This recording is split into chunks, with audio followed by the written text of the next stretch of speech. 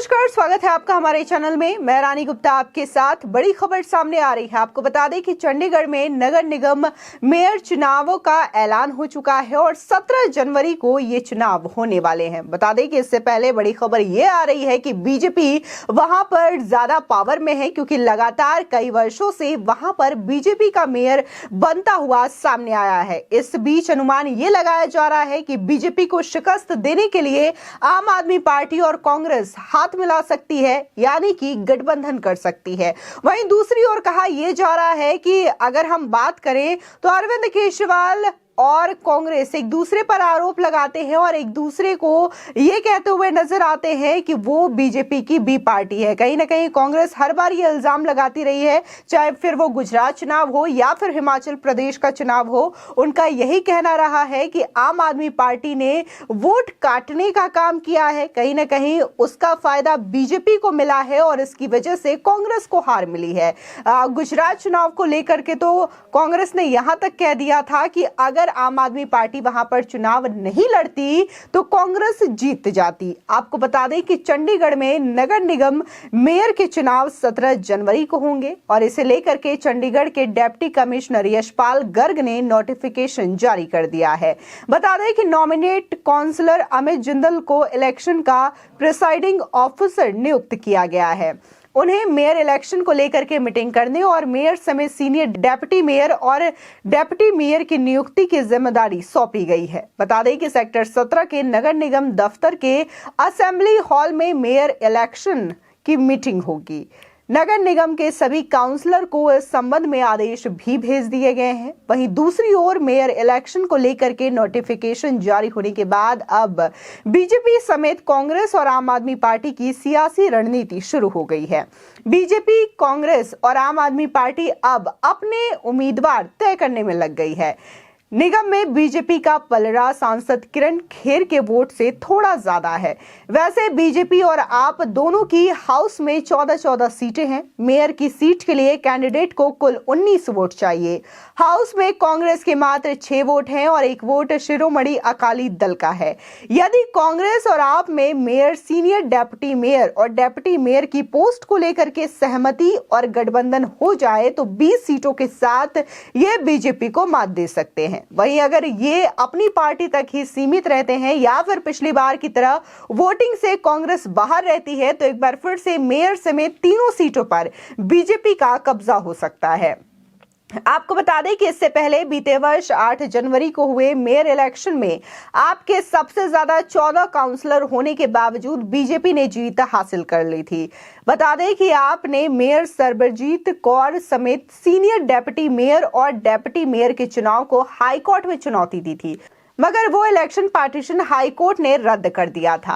आपने mayor election में भारी गड़बड़ी के आरोप लगाते हुए जोरदार हंगामा किया था, लेकिन हाईकोर्ट में जाने के बावजूद आम आदमी पार्टी को कुछ खास संतुष्टि नहीं मिली और वहीं दूसरी ओर देखने को मिला कि एक बार फिर से चंडीगढ़ नगर निगम में बीजेपी का मेयर नियुक्त किया गया। आपको बता दें कि वहीं कुछ दिनों पहले हरियाणा में भी चुनाव देखने को मिला था। ब्लॉक समिति के चुनाव हुए थे, वहां पर बीजेपी ने शानदार परफॉर्मेंस दिया था और बीजेपी के कई सदस्यों को वहां पर जिला अध्यक्ष चुना गया था और इस बात से साफ तौर से ये संदेश जाता है कि बीजेपी के कैंडिडेट शानदार परफॉर्मेंस कर रहे हैं। और जिस तरीके से अगर हम बात चंडीगढ़ के नगर निगम चुनावों की करें तो यहां पर भी बीजेपी कई वर्षों से मेयर उन्हीं का बनता रहा है और ये जो है वो 7वां टर्म माना जा रहा है और कहीं ना कहीं बीजेपी पर भी ये दबाव है कि इस बार उनका ही मेयर बने, क्योंकि एक तरीके से ये परंपरा बनती हुई चली जा रही है। और जिस तरीके से ये जो खबर है सूत्रों के हवाले से आ रही है कि आम आदमी पार्टी और कांग्रेस एक साथ गठबंधन कर ले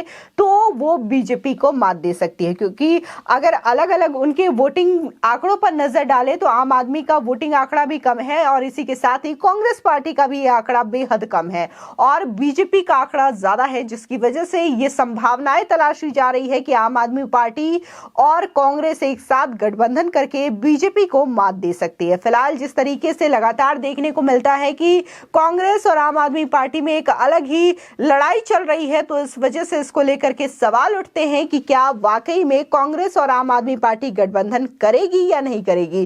क्योंकि अगर हम राजनीतिक स्तर पे बात करें, स्टेट लेवल से हट करके नेशनल लेवल की बात करें, तो यहाँ पर एक दूसरे के जो अध्यक्ष हैं, चाहे फिर वो कांग्रेस पार्टी के हों या फिर आम आदमी पार्टी के संयोजक अरविंद केजरीवाल हों, लगातार एक दूसरे पर आरोप लगाते रहे हैं। सीधे तौर पर गुजरात चुनावों को लेकर के कांग्रेस पार्टी ने बड़ा हमला बोला था आम आदमी पार्टी पर और कहा था कि आम आदमी पार्टी ने ही कांग्रेस का खेल बिगाड़ा है गुजरात चुनावों में, क्योंकि इस बार उनकी सीटें बहुत ज्यादा आनी थी, लेकिन कांग्रेस बीच लड़ाई में आई और उसने कहीं ना कहीं वोट काटने का काम किया, जिसकी वजह से गुजरात में कांग्रेस पार्टी को भारी नुकसान झेलना पड़ा था। तो अगर हम हिमाचल प्रदेश की बात करें तो वहां से कांग्रेस ने अच्छा परफॉर्म इसलिए किया क्योंकि आम आदमी पार्टी ने वहां पर ज्यादा रैलियां नहीं की थी और ज्यादा वहां पर समय नहीं बिताया, जिसकी वजह से इसका फायदा उन्हें हिमाचल प्रदेश में मिला। इसी के साथ ही कांग्रेस पार्टी दूसरा यह आरोप लगाती है कि आम आदमी पार्टी बीजेपी की बी पार्टी है। कहीं ना कहीं बीजेपी को फायदा पहुंचाने का काम आम आदमी पार्टी के द्वारा किया जाता है। अब इस चीज को अगर हम देखें तो गुजरात और उत्तर प्रदेश और इसी के साथ ही हिमाचल में जो इलेक्शंस हुए हैं साल 2022 में, तो इसमें देखने को मिलता है कि ये तीनों ही पार्टियों ने अलग अलग लड़ाई लड़ी है। ना तो किसी ने किसी के साथ गठबंधन किया और ना ही इस तरीके से बी पार्टी होने का कोई प्रमाण भी सामने नहीं आया है। तो इसको लेकर के लगातार चंडीगढ़ के मेयर इलेक्शन में ये संशय बना हुआ है कि क्या कांग्रेस के साथ आम आदमी पार्टी गठबंधन करती है या नहीं करती है। इसी के साथ ही देखने को मिल रहा है कि लगातार कांग्रेस पार्टी भारत जोड़ो यात्रा कर रही है। राहुल गांधी को इस वक्त तपस्वी बनाया जा रहा है और कहा जा रहा है कि राहुल गांधी ये पदयात्रा कर रहे हैं, कहीं ना कहीं ये तपस्वी का काम है और ये उन्हें बखूबी करना आता है, जिसकी वजह से लगातार जो भारत की जनता है वो उनके साथ है। लेकिन इन चुनावों में कहीं भी ये साथ नजर नहीं आ रहा है। जहां अगर हम गुजरात के विधानसभा चुनावों की बात करें, ब्लॉक इलेक्शंस हो रहे हैं उसकी बात करें, या फिर इस तरीके से जो नगर निगम के चुनाव हो रहे हैं उसमें भी कहीं पर भी कांग्रेस पार्टी का अच्छा प्रदर्शन नजर नहीं आता है। इससे लोग सवाल यही उठा रहे हैं कि कांग्रेस पार्टी की भारत जोड़ो यात्रा को जब लोगों का इतना ही समर्थन मिल रहा है तो ये वोट में कन्वर्ट क्यों नहीं हो रहे हैं। क्योंकि जब से राहुल गांधी ने ये यात्रा शुरू की है तब से उपचुनाव भी हुए हैं, जो कि लोकसभा के भी हुए हैं और विधानसभा के भी हुए हैं। इसी के साथ ही विधानसभा चुनाव भी हुए हैं हिमाचल प्रदेश और गुजरात में, और इसी के साथ ही कई सारे ऐसे नगर निगम के चुनाव भी हुए हैं। इसके बावजूद आम आदमी पार्टी कहीं ना कहीं कांग्रेस का वोट काट रही है और जो बार बार दावा किया जा रहा है कांग्रेस पार्टी की ओर से कि ये जो भीड़ है लगातार बढ़ रही है और लोग भारत के ज्यादा से ज्यादा राहुल गांधी के समर्थन में आ रहे हैं, तो ये वोटों के आंकड़े क्यों दब जा रहे हैं, क्यों ये आंकड़ा खुल करके सामने नहीं आ रहा है, इस पर भी लोग बात करते हुए नजर आ रहे हैं, इस पर लोग सवाल उठाते हुए नजर आ रहे हैं। फिलहाल राहुल गांधी की यात्रा जो है वो हरियाणा से होते हुए दिल्ली आई थी, अब दिल्ली से होते हुए यूपी गई है। 9 दिन के ब्रेक के बाद देखना दिलचस्प होगा कि क्या चंडीगढ़ के मेयर चुनाव में भारत जोड़ो यात्रा का कुछ प्रभाव पड़ता है। क्या वाकई में जो खबरें आ रही है कि आम आदमी पार्टी और कांग्रेस एक साथ गठबंधन कर सकती है, तो इसमें कितनी सच्चाई है ये आने वाली 17 जनवरी को ही पता चलेगा जब मेयर का चुनाव होगा चंडीगढ़ में। फिलहाल आपकी इस खबर पर क्या राय है हमारे कमेंट सेक्शन में जरूर बताएं। आगे की और भी अपडेट के लिए चैनल को सब्सक्राइब करना ना भूलें।